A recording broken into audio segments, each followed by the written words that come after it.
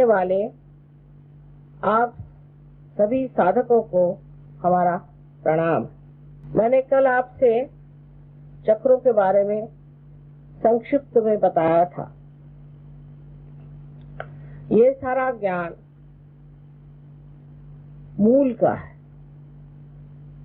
जो कुछ हम साइंस से ज्ञान प्राप्त करते हैं वो जैसे पेड़ का बाहरी ज्ञान होता है उस प्रकार है, और ये ज्ञान उस पेड़ के मूल का है।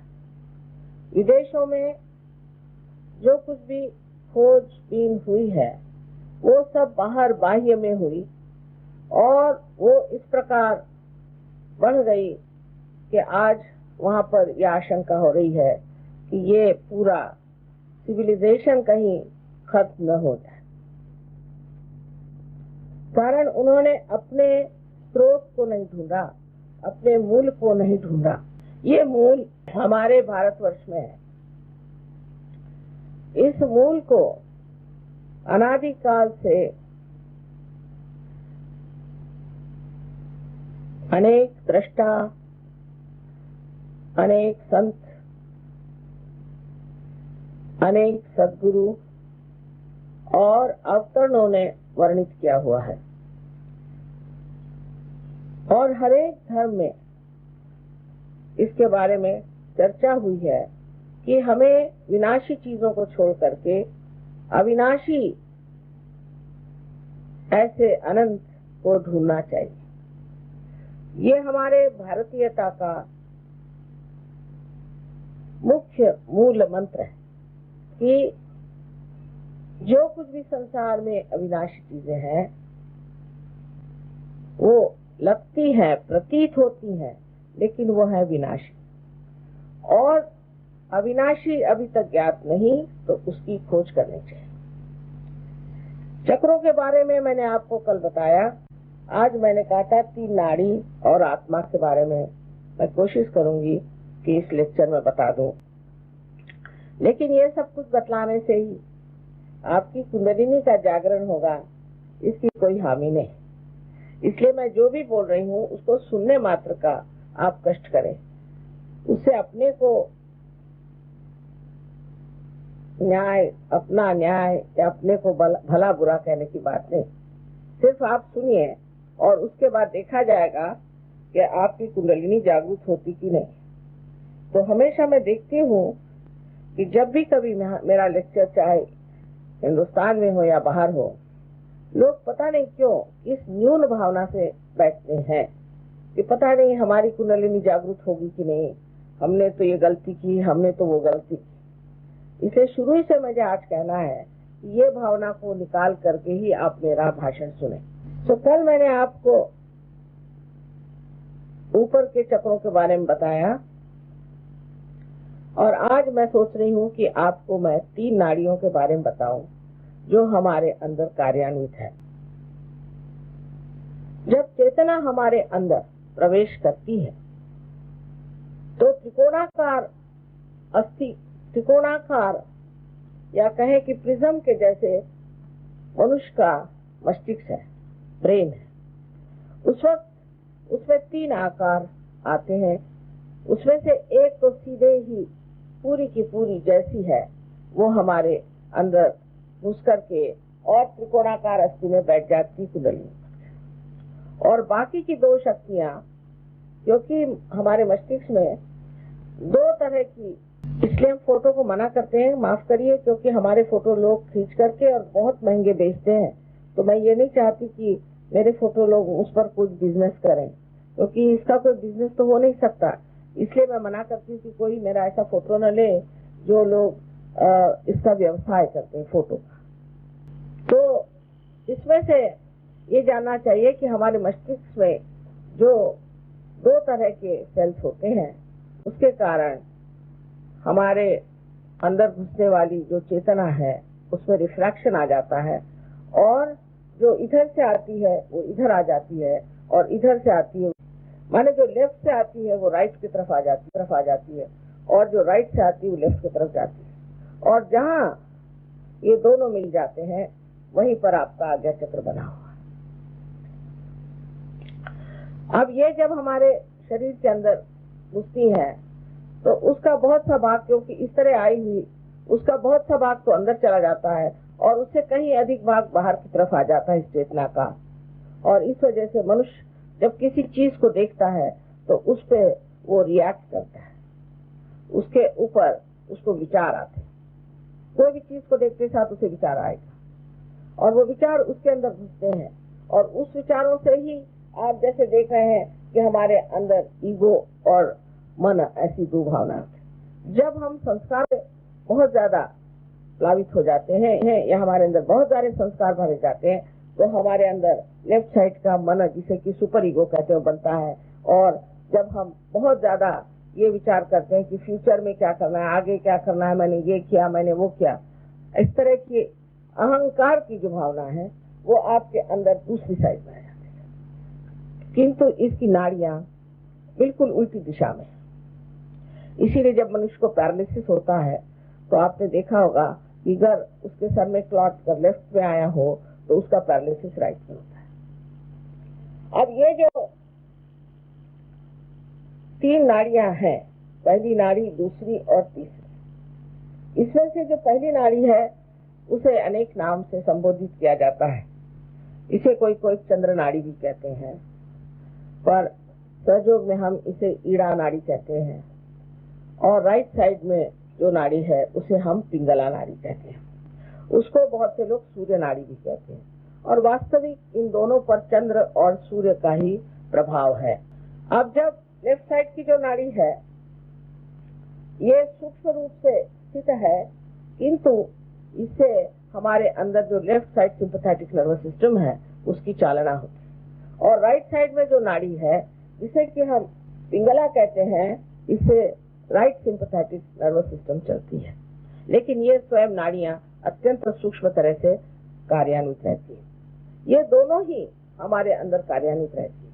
जैसे कि जब हम कोई इच्छा करें तो लेफ्ट की नाड़ी चलती है और जब हम उसमें कार्य करते हैं उस इच्छा पर तो राइट की चलती है। इस प्रकार हमारे अंदर ये दो नाड़ियां, पर इसके अलावा तीसरी नाड़ी हमारे अंदर है, इसे सुषुम्ना ऐसे कहते हैं। कबीरदास ने कहा ईड़ा पिंगला सुख मन नाड़ी।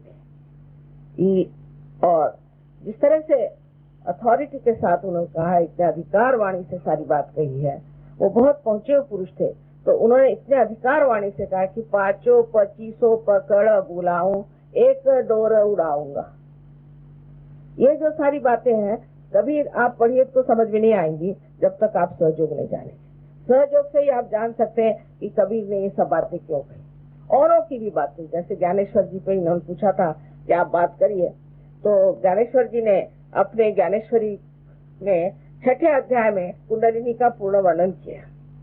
ये एक जैसे कोई सांप का बच्चा हो, इस तरह जैसे कोई सांप नहीं होता, मतलब हर एक शक्ति जो है इसी तरह से सांप के जैसे चलती, तो वो जिस तरह से अपने को लपेट कर बैठ जाती है, ऐसी ये जगदम्बा कुंडलिनी हमारे अंदर बैठी हुई है। पर उसके बाद लोगों को इसका ज्ञान नहीं था कि कुंडलिनी क्या चीज है, तो उन्होंने कहा कि ये 6ठा अध्याय हमारे लिए निषिद्ध है, तो कोई पढ़ता ही नहीं था, कोई जानता ही नहीं था कि क्या चीज है। इसी प्रकार अनेक साधु संतों ने इसके बारे में बताया हुआ कि हमारे अंदर दो नाड़ियां तो ईड़ा और पिंगला है और बीच की जो है सुषुम्ना नाड़ी है। ये सुषुम्ना नाड़ी जो है ये हमारे अंदर पैरासिम्पैथेटिक नर्वस सिस्टम को चलाती है। जैसे मैंने कल बताया था आपसे कि जिस वक्त आप दौड़ते हैं तो आप अपने हृदय की गति बढ़ा सकते हैं, आप कर सकते हैं, लेकिन जब आप बैठ जाते हैं तो हृदय की गति जो बिल्कुल नॉर्मल स्थिति में आती है वो पैरासिम्पैथेटिक नर्वस सिस्टम से आती है। अब इस पैरासिम्पैथेटिक नर्वस सिस्टम का जो आवरण है, इस तरह से मैंने कल आपको दिखाया था लेफ्ट और राइट से, तो ये एक दोनों का मिलाप होने से ही जो बीच में चक्र बनते हैं उसके अंदर पैरासिम्पैथेटिक नर्वस सिस्टम है। तो चक्र जो है ये ऊर्जा के केंद्र है, शक्ति के केंद्र है, पर हर एक शक्ति के केंद्र का अलग अलग तरीका है, अलग अलग काम है और वो अलग अलग तरह से कार्यान्वित होते भी हैं। अब ये जो दो शक्तियां हमारे अंदर है, ईड़ा और पिंगला, इनको भी समझने की जरूरत है। ईड़ा नाड़ी से हम इच्छा करते हैं और जो हमारी इच्छाएं हैं जो पूर्ति नहीं हुई, जिस पर हमने कार्यान्वित नहीं किए, या हमारे अंदर जो संस्कार आते हैं, या हमारा जो कुछ भूतकाल है, या जैसे आज सवेरे का भूतकाल हुआ, ये क्षण है, इससे पहले का भूतकाल हो गया, इसके बाद हमारे जन्म से जो भूतकाल हो गया, इसके बाद हमारे पूर्व जन्म से जितना भूतकाल हो गया, फिर इस संसार में जो कुछ मरा हुआ है, जो भूतकाल में है, वो सारा की सारा इस ईड़ा नाड़ी के उस तरफ में, लेफ्ट साइड। मनुष्य में सारा ही विश्व समाया हुआ, सारा ही विश्व उसके अंदर समाया हुआ। और जो राइट साइड की जो पिंगला नाड़ी है, जिससे हम कार्य करते हैं, जिससे हम कह सकते हैं कि हमारे शारीरिक कार्य और मानसिक तो ठीक नहीं, बौद्धिक कार्य करते हैं, वो सब राइट साइड से। और ये जो राइट साइड की पिंगला नाड़ी है, ये हमारे अंदर अहंकार जरूर दे देती है। लेफ्ट साइड से हमारे अंदर मन की, यानी एक जिसे सुपर ईगो कहते हैं, वो चीज आ जाती है, और राइट साइड से हमारे अंदर अहंकार की चीज आ जाती है। कोई सी भी एक नाड़ी ज्यादा चलने से मनुष्य में संतुलन टूट जाता है। अगर आपकी लेफ्ट साइड बहुत चलती होगी तो आप बहुत निंदे आदमी होंगे, आप बहुत डरपोक होंगे और आप सबसे डरेंगे। लेकिन अगर आपकी राइट साइड चलती होगी तो आप बहुत ज्यादा दूसरों पे आतताई होंगे, एग्रेसिव होंगे, आप पे अहंकार आ जाएगा। जब लेफ्ट साइड चलती है तो मनुष्य धीरे धीरे खिसकते, जैसे कोई आदमी बहुत रोता है, और बहुत सी औरतों में आदत होती रोने की कि मेरी माँ बड़ी अच्छी थी, बाप अच्छे थे, ये है वो है, रात दिन कोई चीज लेकर रोते रहते हैं। ऐसे लोग सब लेफ्ट साइड में खिसकते चले जाते हैं। जब वो लेफ्ट साइड में खिसकते चले जाते हैं तो उनके अंदर बहुत सी विकृति आ जाती है, जिसे हम मानसिक विकृति कहते हैं। जैसे बहुत से लोग पागल हो जाते हैं, किसी एक आध शौक लगा, एकदम से आघात आया, घबरा गए तो लेफ्ट साइड को चले गए। पागलपन, डिप्रेशन और स्किज़ोफ्रेनिया, इस तरह के जो रोग है वो सारे आपके लेफ्ट साइड से।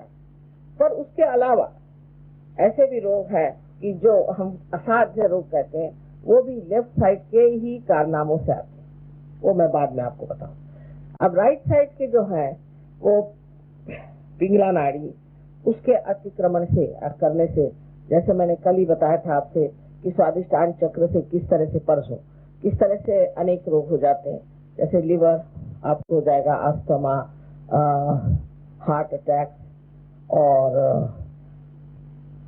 Blood cancer, diabetes, blood pressure, kidney trouble, constipation, इस प्रकार के अनेक रोग हो सकते हैं। इसके अलावा इससे पैरालिसिस भी हो सकता है। लेकिन लेफ्ट साइड से भी आप में रोग हो सकते हैं। जबकि लेफ्ट साइड आपके अंदर चलती है तो आप एक तरह से लिथार्जिक, माने आलसी, आपके सब ऑर्गन्स हो जाते हैं। उसके कारण होने वाले रोगों में अनेक से रोग हैं, जैसे एलर्जीज आ जाए आपके अंदर में, या आपके अंजाइना, कोई सी भी स्लगिशनेस जिसको कहते हैं, उससे ये रोग होते हैं। पर सबसे जो बुरी बात है तो लेफ्ट साइड में जाने से मनुष्य जो है उसमें कोई कर्तृत्व नहीं रह जाता, और वो हमेशा दुनिया से डरते रहता है, भागते रहता है, और वो बेकार हो जाता है। अब इसमें जो लेफ्ट साइड में जो चक्र है, उसमें अपने चक्र की लेफ्ट साइड भी है और राइट साइड। इसमें से महत्वपूर्ण चक्र मैं तो सोचती हूँ कि लेफ्ट स्वादिष्ठान, जहाँ पर कि आपने अगर कोई अनधिकार चेष्टा की हो, यानी आप किसी गलत गुरु के सामने गए और उसके सामने चरण छूने के लिए झुक गए। आजकल उनको कहते हैं ना चरण छू महाराज, वैसे चरण छू महाराज गए आप, उनने चरण छू, उनके चरण छू, उसके चरण छू, वो सारे जाकर के आपके लेफ्ट स्वादिष्ठान में बैठ जाते हैं कि आपको वो ट्रांस में डाल देगा, मिसमराइज कर देगा, कोई ऐसी बातें पढ़ा देगा। इससे तो कोई हर्ज नहीं कि आपके पैसे भी लूट ले, लेकिन उसके अलावा वो आपको पगला देगा। थोड़ी देर में आप देखिएगा कि रास्ते पे आप भीख मांग के फिरेगा। ये लेफ्ट स्वादिष्ठान की बीमारी जो है ये बहुत लोगों को होती है, विशेषकर अपने भारतवर्ष में, जहाँ की ये गुरु लोग इस कदर निकल आए हैं कि समझ में नहीं आता कि एक को पकड़ो तो दूसरा निकलता है, दूसरों को पकड़ो तो तीसरा निकलता है। बेअंदाज ये गुरु लोग आ गए हैं। उसकी वजह ये है कि हम इतने अज्ञानी हैं, हमारे अंदर ज्ञान नहीं है कि हम जाने। अभी आपने गुरु का वर्णन सुना कि गुरु क्या है, मोक्ष मूलम, तो आपको मोक्ष देता है वही गुरु है। उसके वर्णन के अनुसार कितने लोग गुरु बनेंगे सो बताइए, कितने लोग, और वो चैतन्य में होना चाहिए। उसकी जितना भी वर्णन है वो जब तक नहीं हो तो क्या जरूरत है कि आप हर एक आदमी के सामने हाथ जोड़े। अगर किसी ने आपको नाम दिया, उसके लिए आपने रुपया पैसा भी दिया, सब व्यवस्थित हो गया, लेकिन जा करके उसकी तकलीफ बैठ गई आपके लेफ्ट स्वादिष्ठान। लेफ्ट स्वादिष्ठान जब आता है तो बच्चे नहीं हो सकते औरतों को, पहली चीज बच्चे नहीं हो सकते। लेफ्ट स्वादिष्ठान में जब कोई ऐसी तकलीफ हो जाए तो बच्चे हो ही नहीं सकते। और ऐसी औरतें हर समय रोती रहेंगी, परेशान रहेंगी, बाधित रहेंगी, कभी कभी बहुत बिगड़ भी जाएंगी, इनको समझ भी नहीं आएगा। अब अपने देश में और एक, पता नहीं महाराष्ट्र में ज्यादा, यहाँ कम होगी, कि औरतों के अंदर देवी आती। अब देवी आई तो हूँ करती है वो लोग।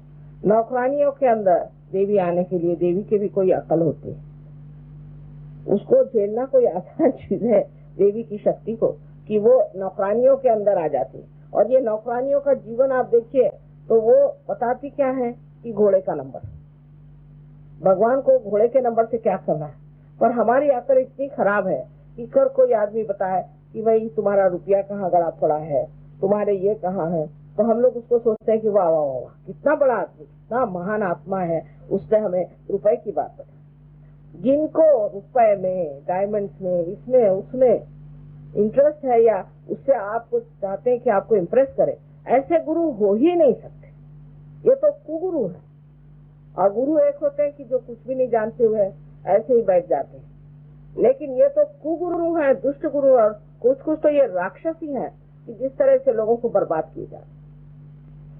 आपको भी अपनी बुद्धि को इस्तेमाल करना चाहिए और सोचना चाहिए कि जो परमात्मा की बात करे, जो परमात्मा से मिला है, वही सदगुरु हो सकता है।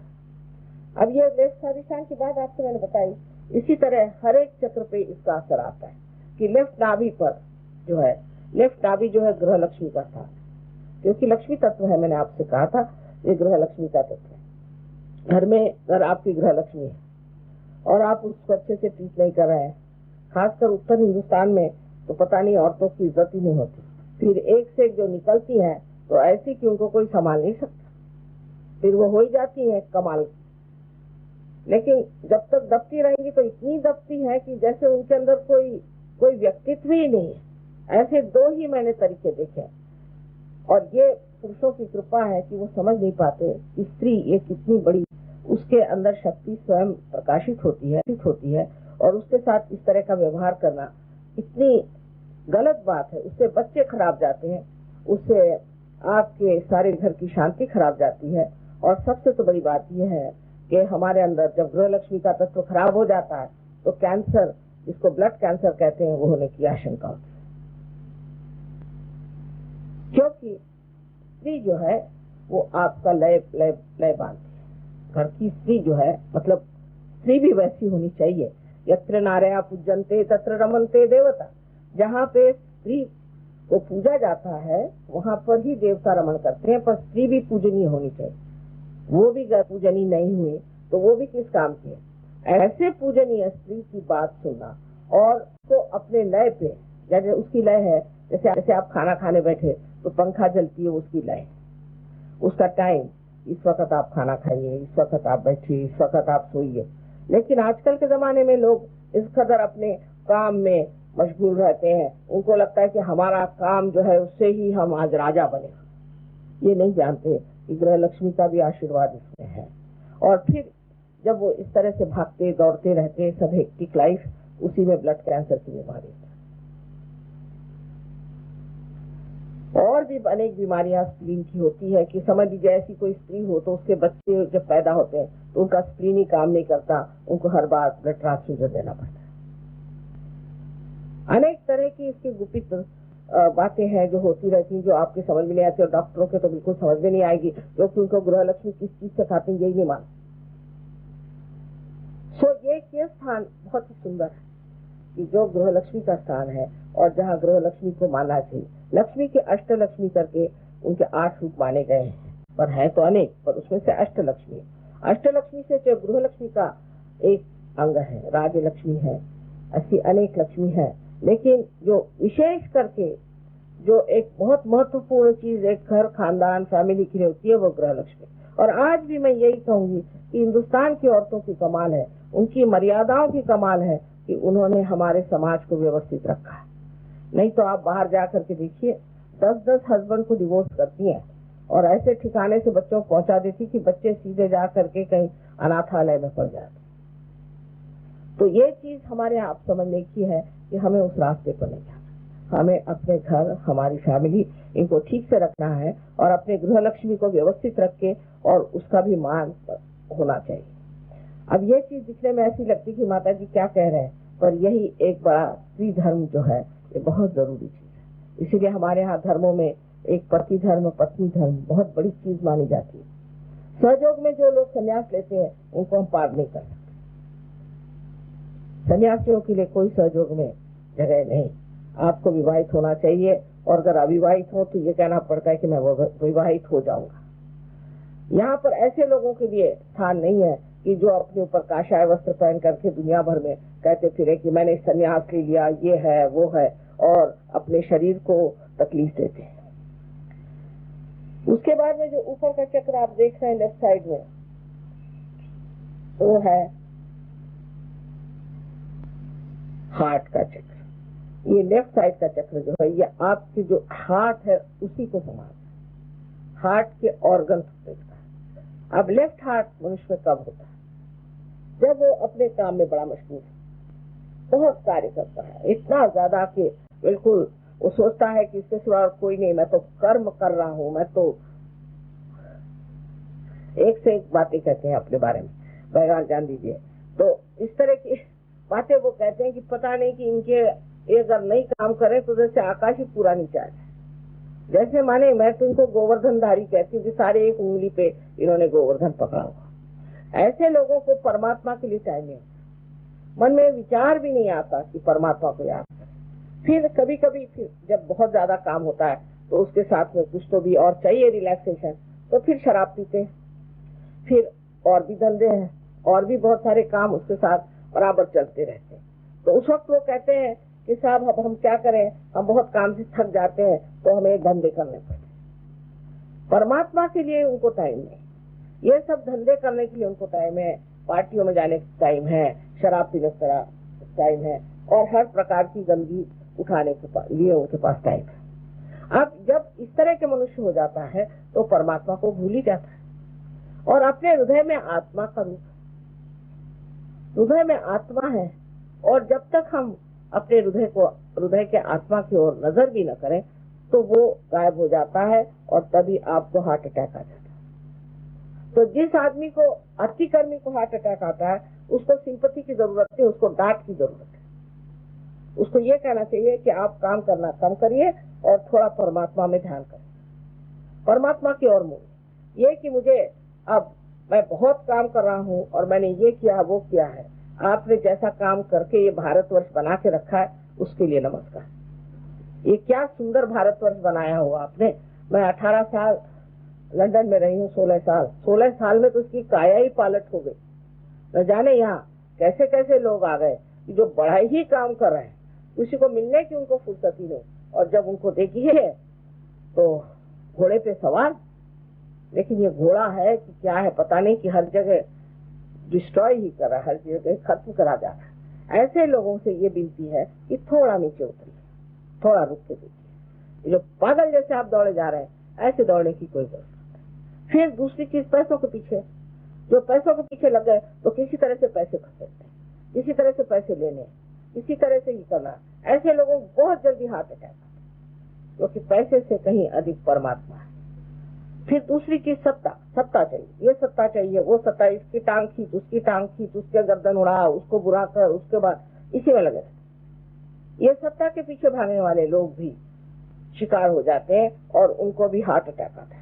मैं तो देखती हूँ कि जितने भी लोगों को मैं जानती हूँ जो कि बड़े बड़े अफसर थे, मेरे पति भी उनके साथ थे, अधिकतर हार्ट, क्योंकि सब सोचते थे हम बड़ा भारी कार्य करिए, कार्य करने में कोई हर्ज नहीं, लेकिन थोड़ा समय अपने लिए भी रखिए और अपने हृदय में परमात्मा को बसाइए। ये बहुत जरूरी चीज है, नहीं तो हार्ट अटैक इससे आता है। अगर मैं ये इलाज आपसे बताऊं तो आप विश्वास नहीं करेंगे कि माता जी कहते हैं कि आप हृदय में अगर परमात्मा को बसा ले तो हार्ट अटैक नहीं है। इसके लिए जो मंत्र है वो ये है कि श्री माता जी मैं आत्मा, ये इसका मंत्र है। किसी को भी हार्ट ट्रबल हो अगर वो इस मंत्र को कहे कि मैं आत्मा हूँ, पूर्ण विश्वास के साथ में 10 मिनट बैठ करके, ये नहीं कि फाइल जब लिख रहे हैं तब। और खोपड़ी पे फाइल लिए लोग चलते हैं, एरोप्लेन में फाइल लिए चलते हैं, कोई जगह ही नहीं जहाँ फाइल ले लेकर चलते। और फाइलों से जो निकला हुआ धुआं है वही मैं देख रही हूँ सब। जिन लोगों को हार्ट की शिकायत है वो ये जान ले कि उनको इसी तरह से कहना है। हाँ, अंजाइना वगैरह जो चीजें हैं वो दूसरी तरह से आती है, जो लेफ्ट साइड से ही आती है आपको, जबकि लेफ्ट साइड से आपका विशुद्धि चक्र पकड़ता है। जिस वक्त आप हमेशा ये फील करते हैं कि मैं गिल्टी हूँ, मैंने खराबी की, मुझे नहीं करना चाहिए था, वही मैंने अंग्रेजी भाषा में कहा कि उठे बैठे सॉरी, फोन आएगा तो सॉरी, किसी से थप्पड़ लगेगी तो सॉरी, उसको मारेंगे तो सॉरी, किसी को मर्डर करेंगे तो सॉरी। इस तरह से सॉरी कहने से वो चीज जाती है। मनुष्य को जो है ये सोचना चाहिए कि जो सत्य है, जो रियलिटी है, उसको हमें देखना है, उसे भागना नहीं। मनुष्य अपने अहंकार में किसी को दुख देता है और फिर कहता है सॉरी, उससे कोई फर्क नहीं पड़ने वाला। देखना चाहिए कि मैंने ऐसी बात कही क्यों, और ऐसे मेरे अंदर ऐसे विचार क्यों आए, और अगले वक्त से मैं ऐसे विचार नहीं करूंगा। ये बेहतर है बनिस्बत इसके कि एक बार सॉरी करके उसमें एक छाप लगा दिया, फिर बार बार वही काम करते रहे। और जब ऐसा लोग करते हैं तब आप देखिए, आपको आश्चर्य होगा कि ये चक्र पकड़ जाता है। मैं गिल्टी हूँ, मैं गिल्टी हूँ, मैं गिल्टी हूँ, I am very sorry, I am very sorry, I am very sorry. उससे ये चक्र पकड़ता है, और ये चक्र पकड़ने से ही अनजाना जैसी बीमारियां हो जाती है। क्योंकि इस चक्र के पकड़ने से हृदय का जो प्रवाह है खून का, वो ब्रेन तक नहीं जाता, और इसलिए मनुष्य को ये बीमारियां इस तरह की हो जाती है, इसमें कि उसका हार्ट लिथार्जिक हो जाता है और बढ़ते जाता है, बेचारा कोशिश करता है ढकेलने की, पर इस पकड़ की वजह से वो चढ़ नहीं पाता। उसके बाद जो उसके ऊपर का चक्र है आज्ञा, ये दोनों ही चक्रों में, दोनों ही नाड़ियों से संबंधित है। पीछे के तरफ ये आज्ञा यहाँ पर जाती है, यानी लेफ्ट साइड से आज्ञा पीछे आती है, और सामने जो आती है इसे हम लोग राइट आज्ञा कहते हैं, क्योंकि ये ईड़ा नाड़ी से यहाँ पर आती है। अब देखिए कि जब ये पीछे का चक्र पकड़ जाता है तो मनुष्य को अनेक तरह की तकलीफें होती है। पहले तो बचपन में ही उसको चश्मा लग जाता है, उम्र के साथ चश्मा लग जाए तो ठीक है, लेकिन बचपन में ही उसे चश्मा लग जाता है। ये तो छोटी सी चीज है, पर इसके अलावा अनेक बीमारियां हो जाती हैं, जैसे ट्यूमर सर ब्रेन में हो जाएगा, या उसके ब्रेन में कोई ऐसा दोष आ जाएगा कि उसका ब्रेन वर्क ही नहीं करेगा, या वो बिल्कुल निर्बुद्ध हो जाएगा, या वो रिटार्डेड हो जाएगा। उस छोटे छोटे बच्चे भी पैदा होते हैं रिटार्डेड ब्रेन होते हैं। ये सारा लेफ्ट आज्ञा से होता है। और लेफ्ट आज्ञा की पकड़ अगर हो और लेफ्ट स्वादिष्टान की पकड़ हो तो समझ लीजिए कि किसी गुरु के पास जाके आए। कोई न कोई अनधिकार चेष्टा करने से, किसी भी गुरु के पास जाने से ये सारा की सारा लेफ्ट साइड पकड़ जाता है, इसमें तो कोई शक ही नहीं, पर सबसे ज्यादा ये पकड़ता है। और ऐसे वक्त मनुष्य जो है एकदम उस आदमी के झांसे में आ जाता है। वो जो भी बात कहता है वाह वाह, कुछ भी वो आपको दौड़ाएगा वाह वाह वाह। आप सोच भी नहीं सकते कि ये गलत काम है, ये नहीं करना चाहिए। ये कौन होता है हमें सब कहने वाला? ये आपके दिमाग से ही बात चली जाती है, और आपके अंदर वो जिसको कहते हैं कि सूझबूझ वो रहती ही नहीं कि आप सोचे कि भाई क्यों हम इस आदमी के लिए इतनी मेहनत कर रहे हैं, हमारा इसने क्या भला किया है सिवाय हमारी जेबें खाली करी, और इससे हमारा कोई भला नहीं किया, हम क्यों इसके पीछे दौड़ रहे हैं। तो जब ये चक्र पकड़ जाता है तो आप जानते हैं कि लोग पागल हो जाते हैं। पागल आदमी का ये चक्र बहुत ज्यादा होता है, और इसलिए आपको बहुत बच के रहना चाहिए ऐसी चीजों से जिसको कहते हैं ट्रांस, हिप्नोटिज्म। इस तरह की हिप्नोटिज्म भी कभी नहीं करना चाहिए। एक्यूपंक्चर में भी ये चक्र पकड़ता है, क्योंकि उसमें भी क्या करते हैं कि एक चक्र से दूसरे चक्र में वो एनर्जी देते हैं, तो उस तरह से ये चक्र जो है वो खाली हो जाता है। इसकी जब एनर्जी खत्म हो जाती है तो आदमी उसके बाद बहुत पागल सा हो जाता है। इसलिए ये सब चीजों पे विचार करना चाहिए कि ये किस तरह से कार्यान्वित होती है, इसमें कैसे कार्य होता है। और इसलिए मैं आपके सामने आज सारा ही समझा कर बता रही हूँ कि इस तरह से मनुष्य किस तरह से उसमें पड़ जाता है। अब उससे आगे आप जाइए तो देखिए कि ये चीज मुड़ करके आज्ञा चक्र से इधर चली जाती है, इस तरफ में। तो ये आपके संस्कार है। जो मनुष्य बिल्कुल ही पागल है, बिल्कुल पागल है, उसका ये हिस्सा बिल्कुल पकड़ जाए। पर ये हिस्सा और भी चीजों से पकड़ा जाता है। जैसे कि कुछ लोग हैं, उनको बस हाथ धोने का झक, और बैठे हाथ धो रहे हैं। जब तक 65 मरतबा हाथ नहीं धोंगे उनको लगता ही नहीं कि उनके हाथ साफ। वही है कि वो बाल ही नोचे रह रहे, बैठे बैठे इनके बाल नोच, उनके बाल नोच, उनके बाल नोच। ऐसे भी लोग आपने देखे होंगे। ये सब पागलपन की आदतें जो है, ये पहले तो आदत शुरू होती है लेफ्ट साइड से, और वो जाकर के बैठ जाती है। अब बहुत बार ऐसा भी होता है कि समझ लीजिए आपको एक शराब पीने की आदत, समझ लीजिए आपने थोड़ा बड़ा पीना शुरू कर दिया, उसके बाद आपके अंदर कोई चीज घुस आई जो कि हमारे लेफ्ट साइड में, कोई आदमी शराब पीने वाला मर गया, उसको और शराब चाहिए, वो घुसा है समझ लीजिए आपके अंदर। तो आप इतनी शराब पीते हैं कि लोग कहते कैसे।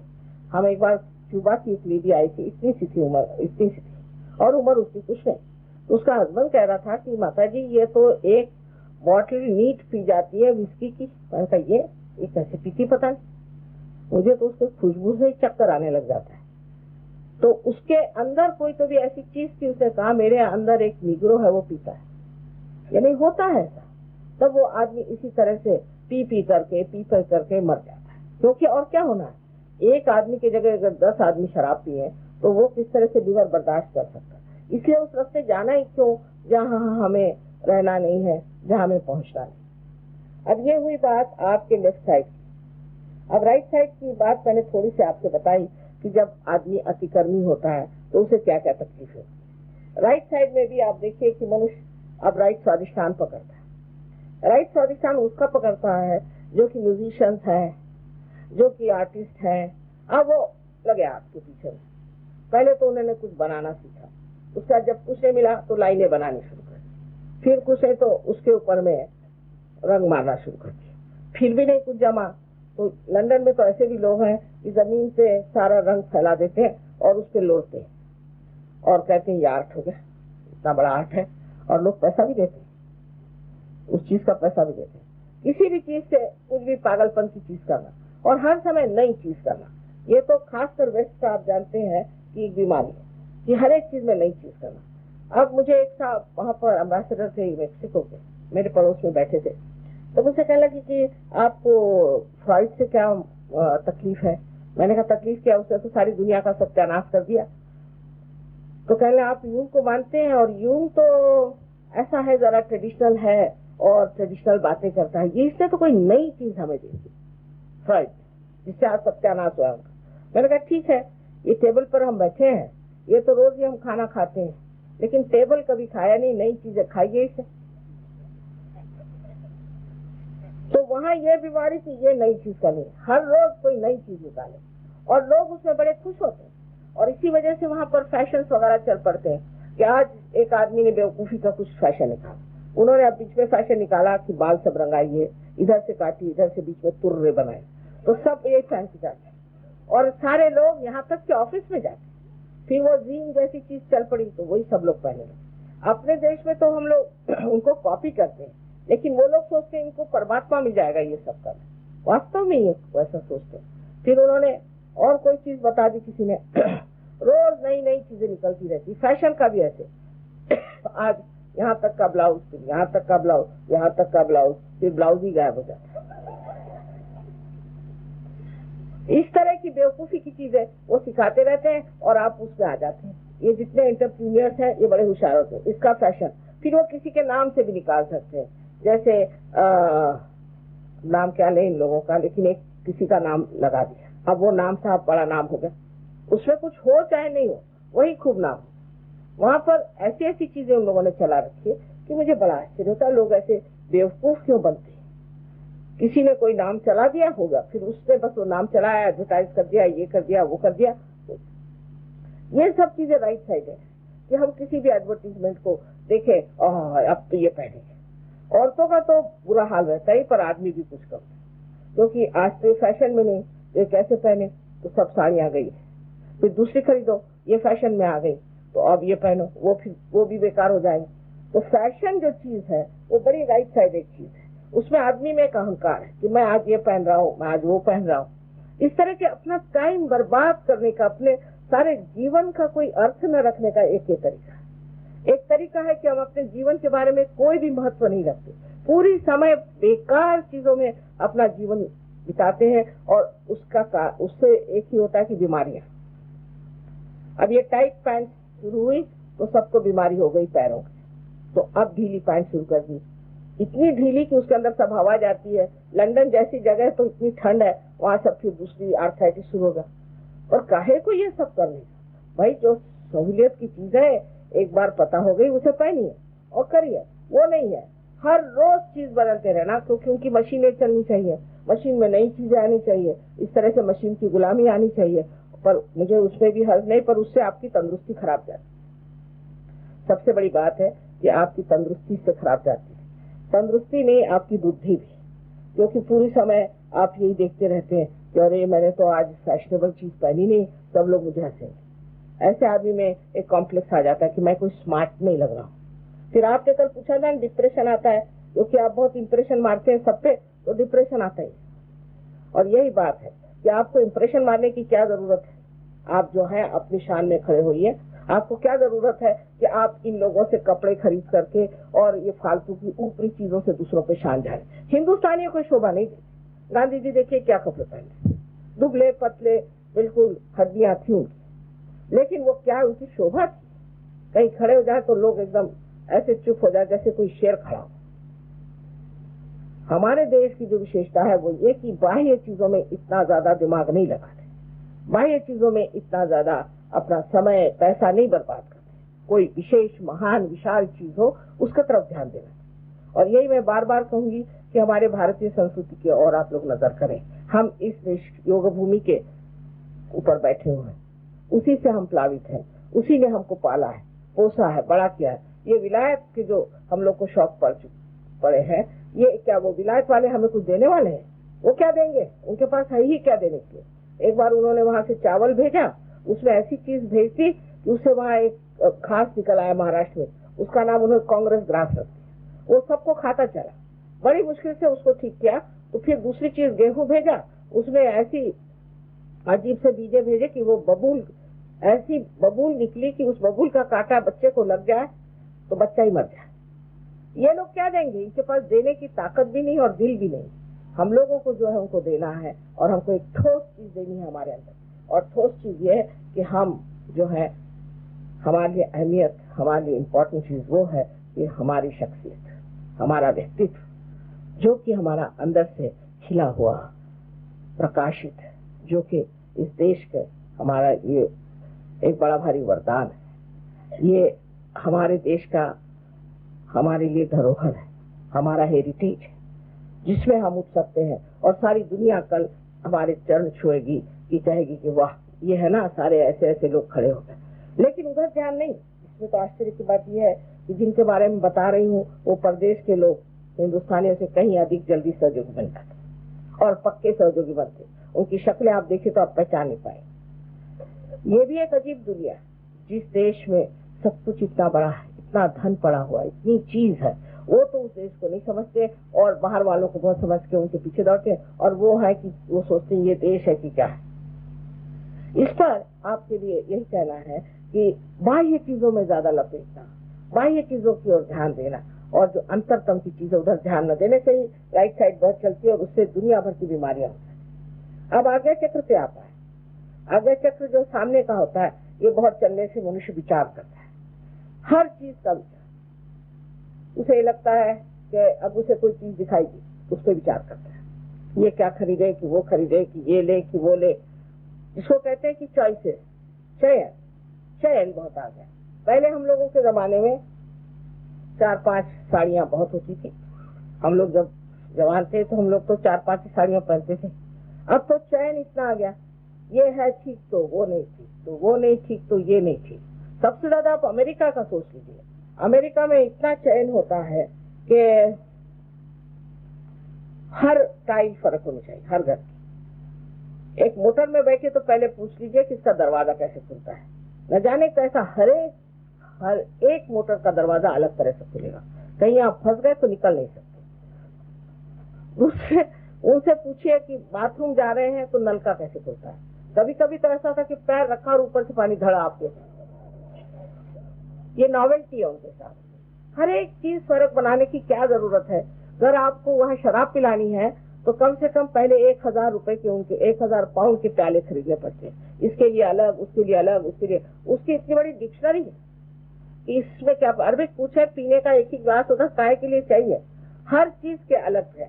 खाना खाने के लिए भी इसका चम्मच अलग, उसका चम्मच अलग। इस तरह से वो सबको अपनी मशीनरी के चीजों में लपेटने के लिए चल रहे हैं। मशीनरी हमारे लिए, हम मशीनरी के लिए नहीं। इसलिए बहुत ज्यादा मशीनरी के ऊपर भी दौड़ना बहुत गलत बात है। अपने हाथ की चीजें अपने देश में बढ़िया से बढ़िया बनती और इतना बढ़िया हमारे यहाँ काम होता है, उसे हमें पहनना चाहिए और उसमें खास चीज माननी चाहिए कि कितनी आराम की चीज है। अब ये है कि परदेश में जैसा नायलॉन बनता है वैसे हमारे यहाँ बनना चाहिए। काहे के लिए चाहिए? इस नायलॉन से इतनी बीमारियां लोगों को हो गई। वही प्लास्टिक हमें बहुत पसंद है। हमारे यहाँ के पीतल के बर्तन नहीं चाहिए। पीतल के बर्तन ठीक नहीं, वही प्लास्टिक ठीक है। पीतल के बर्तन पहले उसमें कलाई लगती है। अरे हम लोगों ने तो कलाई लगाई और रहे, उसमें क्या खराबी है? और कितनी सुंदर चीज है। और फिर उसका अपना ही एक देना होता है। जो हाथ की बनी हुई चीज है उसमें अपना चैतन्य होता है और उस चीज में बनी हुई चीजें खाने में भी बहुत आनंद होता है। अब पता नहीं क्यों, या तो हमारे चिल्लाने सीखने से जैसा भी हो, पर अब एक नया फैशन चल पड़ा है, एथनिक स्टाइल। और उसमें जरूर चीजें कुछ औरतों के दिमाग में आ गई, आदमियों के भी आ रही है, पर अभी उनसे कोट पैंट नहीं छूटता। कोट पैंट बहुत मुश्किल से छूटेगा, क्योंकि वो सोचते हैं कि कोट पैंट नहीं पहनेंगे तो हम साहब नहीं रहेंगे, फिर तो हम हो जाएंगे खेतीहर। इसलिए वो कोट पैंट उनसे छूटना मुश्किल है। पर औरतों ने जरा सा एथनिक स्टाइल पे अब ध्यान दिया है। ये बड़ी खुशी की बात है कि हमारे भारतवर्ष के इतने कारीगर लोग अपने हाथ से काम करते हैं और उनके हाथ का काम फिर से हम उसको उजाला दें, उसको हम संभालें। और हिंदुस्तान में और चाइना में छोड़ करके कहीं भी हाथ का काम नहीं होता है। कल ये सारे देश आपके पीछे दौड़ेंगे कि हमें हाथ का काम दीजिए, हमें ये चाहिए। वहाँ तो हाथ का काम मेक बाय हैंड कह दीजिए तो वो तो ऐसा है कि जैसे हम लोग मेक इन जर्मनी समझते हैं वैसा ही समझते हैं। और उसको इतना जोर से पकड़ेंगे कि मेक बाय हैंड। आप लोगों को बताएं तो हंसी आएगी। एक बार हम जापान गए थे, साहब ने बहुत कहा हमारे घर आप आइए, हमारे घर आप। तो हम गए उनके घर पे, क्या है पता नहीं, तो एक उन्होंने मुरादाबादी सुराही निकाली, कहने this is authentic made by hand Indian. हमने कहा अच्छा भाई मान गए तुमको, मेड बाय हैंड इंडियन। और उसका इतना महत्व, वो बिल्कुल बीचों बीच रखी हुई। और हमारे यहाँ तो कह गए ये क्या मुरादाबादी ले आए, उससे तो अच्छा है स्टेनलेस स्टील का कुछ लाओ, ये तो प्लास्टिक उससे भी अच्छा। तो जब आदमी में गहराई आ जाती है, जब वो गहनता में उतरता है, जब किसी चीज को गहराई से सोचता है तो हर एक चीज को सोचता है ये मैं क्या कर रहा हूँ, ये मैं क्या चीज इस्तेमाल कर रहा हूँ, इसमें तो कोई चैतन्य नहीं, ये प्लास्टिक में कुछ नहीं, इसको क्यों मैं इस्तेमाल कर रहा हूँ। इससे अच्छा एक ही अच्छी चीज क्यों न रख लूं घर में, एक ही अच्छा बर्तन क्यों न रख लूं मैं घर में।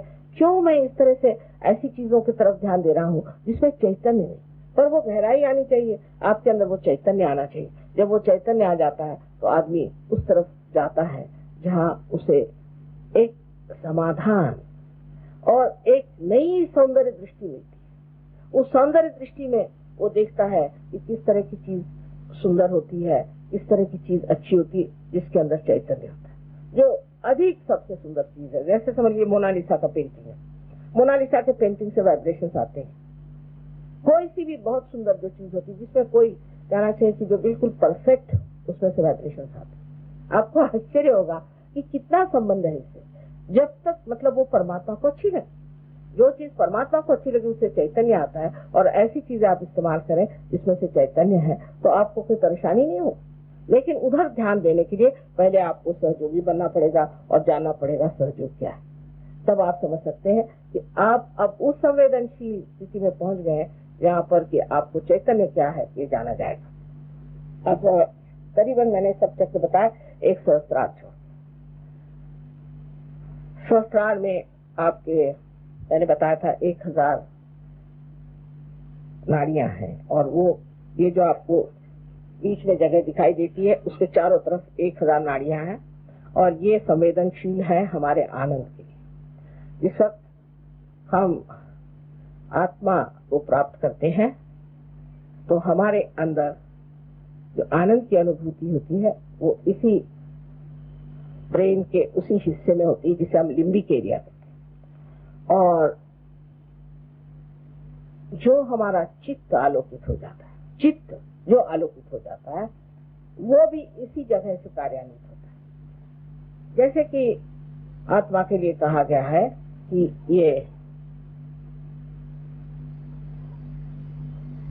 चित्त और आनंद ये सभी का मेल है। लोग कहते हैं आनंद और चित्त कैसे होगा?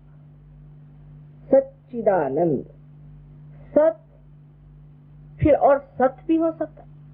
सत्य कैसे आनंद दे सकता है, और चित्त कैसे आनंद दे सकता है, और आनंद जो चीज है वो कैसे मिल सकती है। मतलब लोगों के दिमाग में इसके बारे में भ्रांति सी आ जाती है। अब सच्चित आनंद की जो बात है आत्मा की तो ऐसी है कि जब आपकी ये लिम्बिक एरिया जागरूक हो जाती है तो आप सत्य को जानते हैं, क्योंकि आपके हाथ से चैतन्य बहने लग जाता है। फिर आप किसी की और भी ऐसा हाथ करेंगे तो आप जान जाएंगे कि इस हाथ उंगली में पकड़ आ रही, इस उंगली में पकड़ आ रही, क्या इसकी तकलीफें हैं, कौन सी इसकी श्रेणी है, ये आदमी अच्छा है कि बुरा है, ये आप उस चैतन्य से जान जाएंगे। माने आप केवल सत्य को जान सकते हैं। यहाँ बैठे बैठे आप जान सकते हैं कोई भी आदमी जो बहुत दूर है कि आप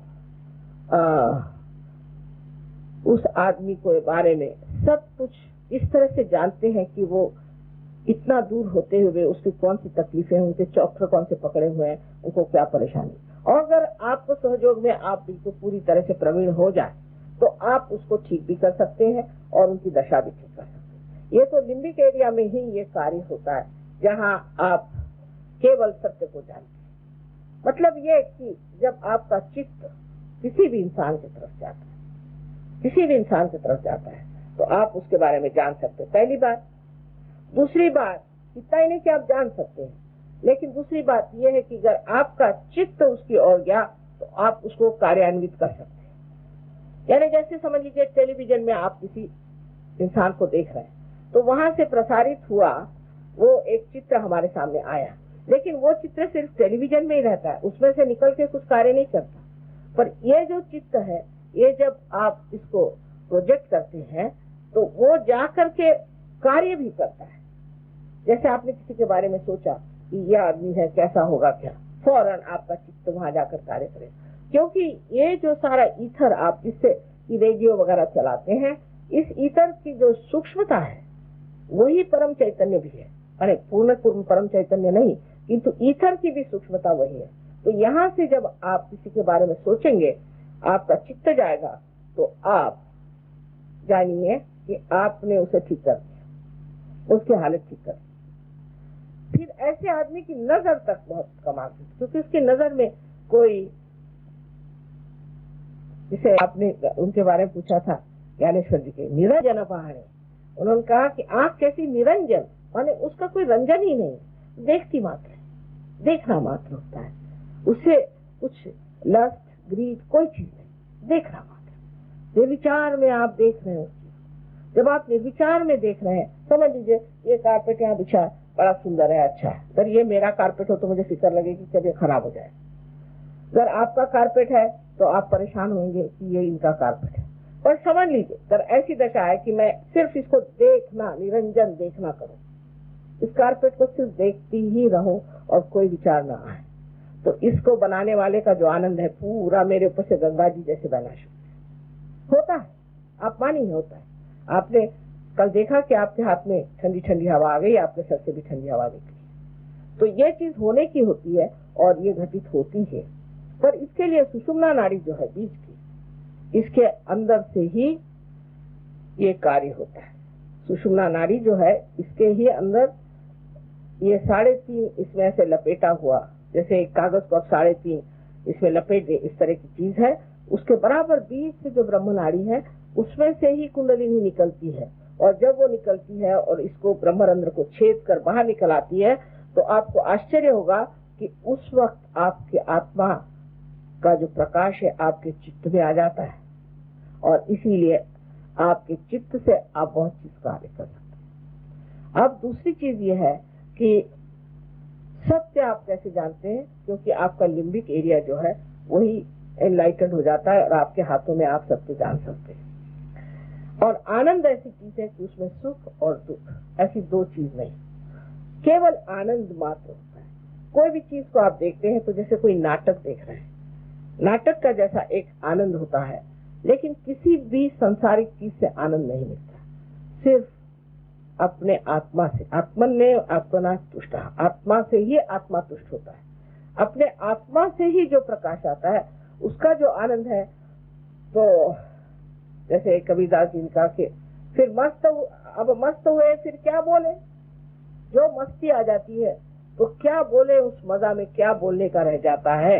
और दूसरे तो कुछ समझते भी नहीं, क्या समझ आऊं, सब जगह अंधा तो अच्छा है, अपना ही मजा उठाते बैठे। लेकिन अब ऐसा रहा नहीं जाता, इसलिए हम भी मेहनत कर रहे हैं कि आप भी उस मजे को उठा लीजिए जिस मजे में हम हैं। और इस पे लिखा हुआ है कि आनंदा चा डोही आनंदा तरंगे, यानी आनंद के डोह में, आनंद के तरंगों में डूब रहे। ये जो वर्णन किए, क्या वो लोग झूठ बोलते थे? और उसी दशा में आप अगर जा सकते हैं तो आपको जाना चाहिए और इसे प्राप्त करना चाहिए, और ये आपका अधिकार है। ये सुषुम्ना नाड़ी जो बीच की है, इसमें कभी कभी खलल पड़ जाता है, क्योंकि या तो आप लेफ्ट में ज्यादा जाते हैं, राइट में ज्यादा जाते हैं, तो इस असंतुलन से, इस इम्बैलेंस से आपकी सुषुम्ना खराब हो जाती है, और इसी के कारण कभी कभी कुंडलिनी के चढ़ने में दिक्कत होती है। पर जो वर्णन किया गया है कि कुंडलिनी के चढ़ने से ये होता है, वैसा कुछ नहीं होता है। इसको भी ठीक किया जा सकता है, आपको संतुलन में भी लाया जा सकता है, और आप इस आनंद को भी बहुत सहज में प्राप्त कर सकते हैं। पर इसमें एक बात है कि आज का सहयोग एक समष्टि का है, एक व्यक्ति का नहीं, कलेक्टिव है, एक पूर्ण विराट का है। उसका अंग प्रत्यंग आपको होना चाहिए। घर आप चाहे मैं अपने घर में फोटो रख के पूजा करता हूँ, मैं फलाना, उससे कुछ फायदा नहीं होने वाला। कल फिर कोई ना कोई बीमारी हो जाएगी, कल कोई ना कोई विपदा आ जाएगी, तकलीफ हो जाएगी। इसलिए आपको कलेक्टिव में आना चाहिए। आज मुझे ऐसा लगा, मतलब विचार करने पर, कि ये जो इतने बड़े बड़े लोग बनते हैं और जो अपने को बहुत बड़ा समझते, ये लोग सहयोग में क्यों नहीं आते? इधर उधर आए गहरे नत्थु खैरे लोगों के पास जाते हैं, उनके चरण छूते हैं, आखिर क्या बात? आज सोचने पे एक विचार आया मुझे कि हो सकता है कि इन लोगों को सबको प्राइवेट ऑडियंस चाहिए, कि प्राइवेटली मिले। अब यहाँ तो सर्वसाधारण जनता के बीच में ऐसे बड़े बड़े लोग आए तो उनके तामझाम ही खत्म हो जाए, इसीलिए शायद वो लोग नहीं आते। और ईसा मसीह ने कहा है कि ऐसे लोग परमात्मा के साम्राज्य में नहीं जा सकते। साफ साफ उन्होंने कहा कि एक बार एक ऊंट जो है वो सुई के छेद में से लांग जाएगा, पर ये लोग परमात्मा के साम्राज्य में नहीं आ। साफ साफ है, क्योंकि इतना इनको नुकसान होता है, इतनी तकलीफें होती हैं, इन गुरुओं से मार खाते हैं, मुझे बार बार बुलाते हैं हमें ठीक करिए, ये करिए, पर ये सारे साधारण समाज में साधारण इसमें नहीं आते। इनके लिए बिल्कुल पॉश होटल चाहिए कि पॉश आश्रम चाहिए, समझ में नहीं आता। ये तो परमात्मा की चीज है। राजा जनक इतने बड़े राजा थे, पर जब कभी किसी गुरु के पास जाते थे तो जमीन पर बैठकर उनसे वार्तालाप करते थे। श्री राम को आपने देखा है, श्री कृष्ण को आपने देखा, सब राजा थे, लेकिन राजा होते हुए भी उनमें कितनी नम्रता थी। पहले जमाने में हमने यहाँ भी देखा कि बहुत से लोग बड़े नम्र थे। बहुत बड़े बड़े लोग जो हमारे पास आए हमेशा जमीन पर बैठकर बात करते थे कि आप संत हैं, हम आपके सामने नहीं बैठे। पर आजकल के लोगों को मुझे लगता है इसका बड़ा घमंड है कि हम बहुत बड़े आदमी हैं और हम कैसे ऐसे समाज में जाएं जहाँ की लोग सर्वसामान्य हैं। इन सामान्यों में से ही असामान्य निकलने वाला है, इन्हीं में असामान्य है और यही लोग इसको पाने वाले हैं, और बाकी जो है उनकी हमें तलाश ही नहीं। तो इसलिए आपसे कहना है कि ये आप भी कोई असामान्य चीज है उसे प्राप्त करें और इस आनंद में हमेशा के लिए डूबते रहें। परमात्मा आप सबको आशीर्वाद।